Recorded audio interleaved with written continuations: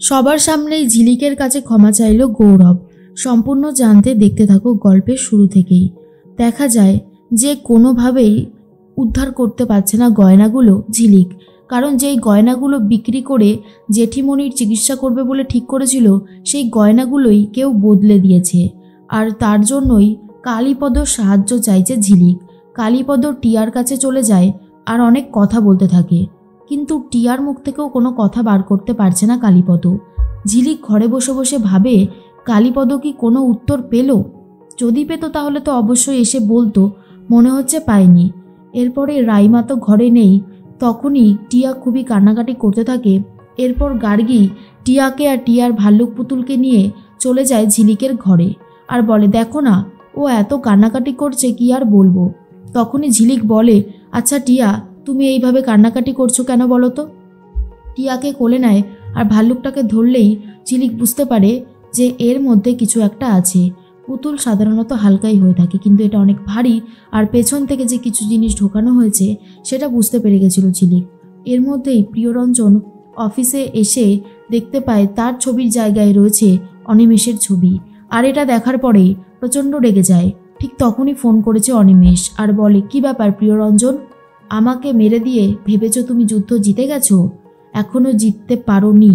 আমি আবার ফিরছি, আমি আবার ফিরে আমার অফিস, আমার বাড়ি সব কিছু কেড়ে নেব তোমার থেকে, আর তোমার প্রিয়জনরাই তোমাকে একদিন মেরে ফেলবে। এই কথাটা তুমি জেনে রাখো। তুমি আমার সাথে যা যা অন্যায় করেছো সেই সব অন্যায়ের প্রতিবাদ আমি করব, আর তোমাকেও আমি দেখে নেব। এটা শোনার পরে ভয় পেয়ে গেছে প্রিয়রঞ্জন। তারপরেই গোড়াকে ডাকে আর সিকিউরিটিকেও ডেকেছে। তখনই সিকিউরিটিকে জিজ্ঞেস করে, বাইরের লোক কোম্পানির ভেতরে ঢুকছে কি করে? সিকিউরিটি বলে, আমি সত্যি বলছি স্যার, আমি কাউকেই এইভাবে ঢুকতে দিই না, তবুও ঢুকছে কি করে আমার মাথায় ঢুকছে না। তখনই প্রিয়রঞ্জন বলে, সমস্ত স্টাফদেরকে ডাকবে, আমি সবার আই কার্ড দেখবো, আর যাদের আই কার্ড নেই তাদের খুব তাড়াতাড়ি আই কার্ড ইস্যু করে দেবে, মনে থাকবে? সিকিউরিটি বলে, ঠিক আছে স্যার। এরপর গোড়া তখন বলে, কি ব্যাপার মামা, তুমি আমায় ডাকলে? এরপর মামা বলে, আচ্ছা গোড়া, এই রকম একটা ফ্রেম বাঁধাতে ঠিক কত টাকা নেবে? গোড়া বলে, এগুলো তো অত ভালোভাবে বোঝা যায় না, তবুও 1000, 1200, 1300 টাকা হয়তো নিতে পারে। এরপর গোড়াকেই সন্দেহ করতে শুরু করে প্রিয়রঞ্জন আর বলে, লাস্ট কার ছবি বাঁধিয়েছিলিস? গোড়া তখন বলে, আমি তো কারুর ছবি বাঁধাইনি। প্রিয়রঞ্জন বলছে, তাহলে তোর এত আইডিয়া হলো কোথা থেকে? এরপর আর কাউকে না পেয়ে গোড়াকেই মারতে শুরু করে প্রিয়রঞ্জন। এর মধ্যেই গার্গী থেকে শুরু করে আতর সবাই মিলে নিজেদের জমানো টাকাগুলো নিয়ে এসেছে আর গৌরবের হাতে তুলে দেয় আর বলে, আমাদের সবার পক্ষে যেটুকু জোগাড় করা সম্ভব ছিল আমরা জোগাড় করেছি। গার্গী নিজের ব্লগের টাকা তুলে দেয় প্রথম, আর তারপরে আতর টিউশনির টাকা তুলে দেয়। এই করে করে মোটামুটি কিছু টাকা পয়সা উঠেছে, কিন্তু জেঠিমুনির অপারেশন করাতে যত টাকা দরকার তত টাকা এখনও ওঠেনি। এরপরেই চলে এসেছে অর্ক আর বলে, আমার পক্ষে যেটুকু করা সম্ভব ছিল আমি সেটুকু করেছি, এই যে টাকা।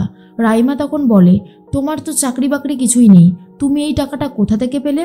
তখনই অর্ক বলে, ভয় পেও না, আমি চুরি করিনি, আমার ক্যামেরাটা বিক্রি করে দিয়েছি। শুনে তো জেঠুমণি অনেক কষ্ট পায় আর বলে, তোর তো প্রাণ ছিল ওইটা, আর তুই ওটা বিক্রি করে দিলি? তখনই অর্ক বলে, আমার মায়ের প্রাণের থেকে আমার প্রাণের দাম বেশি না, বুঝতে পেরেছো? এরপর যখন গৌরব ঠিক করে যে এগুলো নিয়েই যাবে, ঠিক তখনই চলে এসেছে ঝিলিক আর বলে, দাঁড়ান, আগের দিন তো আমাকে খুব বললেন আমি নাকি নকল গয়না দিয়েছি। আসলে আমি তো বুঝতে পারিনি গভীর রাতে ভাল্লুক আমার ঘরে ঢুকে সমস্ত আসল গয়নাগুলো হজম করে ফেলেছে। এরপর তো কেউই বুঝতে পারছে না ঝিলিকের কথা। তখন ঝিলিক বলে, আসলে বৌদিমণি আমার ঘরে ঢুকে গয়নাগুলো চুরি করে টিয়ার এই ভাল্লুক পুতুলের মধ্যে ঢুকিয়ে রেখে দিয়েছে। পলি তখন 360 ডিগ্রি ঘুরে গিয়ে বলে, রাইমা, শেষ পর্যন্ত তুমি আখির গয়নাগুলো এইভাবে চুরি করলে? তখনই রাইমা বলে, পিসিমণি, গয়না চুরি করার সময় তো আপনিও আমার সাথেই ছিলেন, তাহলে এত তাড়াতাড়ি ভুলে গেলেন কি করে? পলি তখন বলে, কি যে বলো না রাইমা, আমি আবার কোথায় ছিলাম? রাইমা ছিলেন, আপনিও আমার সাথে ছিলেন। এর মধ্যেই তখনই ঝিলিক বলে, কি বলুন তো, আমি না কাউকে ঠকাতে শিখিনি গৌরব, আমার কাছে যেটুকু আছে, যতটুকু আছে আমি সেটুকু দিয়েই সবাইকে সাহায্য করতে চাই। অর্ক তখন বলে, ছি রাইমা, আমি ভাবতেই পারি না তুমি এতটা নীচ একটা কাজ করতে পারো। কি করে করতে পারো এতটা খারাপ একটা কাজ? আমার না হয় চাকরি নেই, কিন্তু তোমার তো কাকামুনির কাছে চাকরি বাঁধা ধরা, তারপরেও তোমাকে অন্যের গয়না চুরি করতে হয়।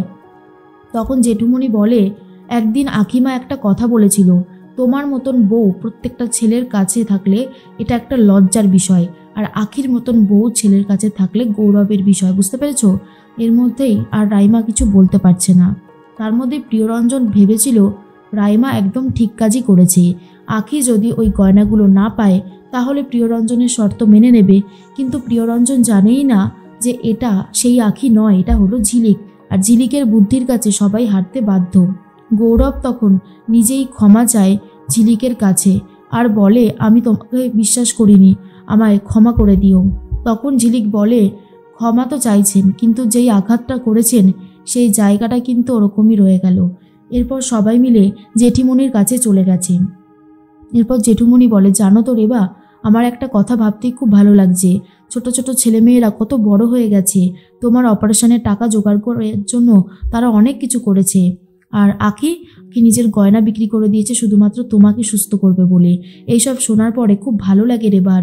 আর তখনই আখি ঝিলিক এসে বলে, তুমি খুব তাড়াতাড়ি সুস্থ হয়ে যাবে জেঠিমণি, তোমার কোনো ক্ষতি হতে পারে না, তোমার কোনো ক্ষতি হতে আমি দেব না। রেবার তো অনেক ভালো লাগে। এর মধ্যে গৌরব বলে, আমি সত্যি লজ্জিত, তোমাকে ওইভাবে সবার সামনে বলাটা একদমই উচিত হয়নি। ঝিলিক তখন বলে, বুঝেছি, এটা তো হসপিটাল, এখানে প্রেম করা যাবে না পেয়ারেলাল। গৌরব তখন বলে, এই তুমি কি বললে? আমি তোমার সাথে এখানে প্রেম করতে এসেছি? এটা কিন্তু একদমই ঠিক হচ্ছে না।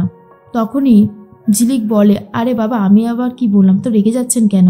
এদিকে পল্টু গ্যারেজে কাজ করছিল, একাই ছিল। তখনই চলে এসেছে আখি। আখিকে দেখে পল্টু বলে, কিরে তোর কি কিছু লাগবে? তখন আখি বলে, না না, দেবা কোথায় গেছে? পল্টু বলে, দেবা একটু বেরিয়েছে। কেন, কি দরকার? এরপরেই আখি বলে, আচ্ছা দেবার মা ঠিক কেমন ছিল? পল্টু বলে, কেন রে, তুই দেবার মাকে দেখিসনি? খুব ভালোই তো ছিল, কেন কিছু হয়েছে? আখি তখন বলে, না এমনি জানছিলাম আর কি। আর দেবার বাবা? পল্টু তখন বলে, দেখ আমাকে তো জিজ্ঞেস করলি, কিন্তু খবরদার দেবাকে এই বিষয়ে জিজ্ঞেস করিস না। জানিস একবার আমি ওকে ওর বাবার সম্পর্কে জিজ্ঞেস করেছিলাম, আমাকে তো প্রায় মারতে চলে এসেছিল। আর এটা শোনার পরে পুরো অবাক হয়ে যায় আখি আর বলে, ব্যাপার তো কিছু একটা আছেই, যত তাড়াতাড়ি জানতে পারবো তত তাড়াতাড়ি আমার জন্য ভালো। এর মধ্যেই দেবা এসে বলে, কার বাবার কথা এখানে জানা হচ্ছে? আখি ভয় পেয়ে গিয়ে বলে, সর্বনাশ, দেবা কি শুনে নিল যে আমি ওর বাবার কথাই জানতে চাইছি? বাড়িতে কেউ নেই দেখে প্রিয়রঞ্জন এসে সবার ঘরে তালা লাগিয়ে দেয় আর বলে, সবাইকে বলতে থাকে, এই ঘরে আর কেউ ঢুকবে না, এই বাড়ি থেকে সবাইকে বেরিয়ে যেতে হবে। তখনই ঝিলিক প্রতিবাদ করে বলে, এই বাড়িতে আপনি থাকবেন কিনা সেটা আমরা ডিসাইড করব। 1 সপ্তাহের মধ্যে আমি আবারও এই বাড়ির ছাতা বিজনেসকে সবার সামনে নিয়ে আসবো, কথাটা ভালো করে মিলিয়ে নেবেন। এসব শোনার পর তো প্রিয়রঞ্জন পুরোই ভয় পেয়ে যায়।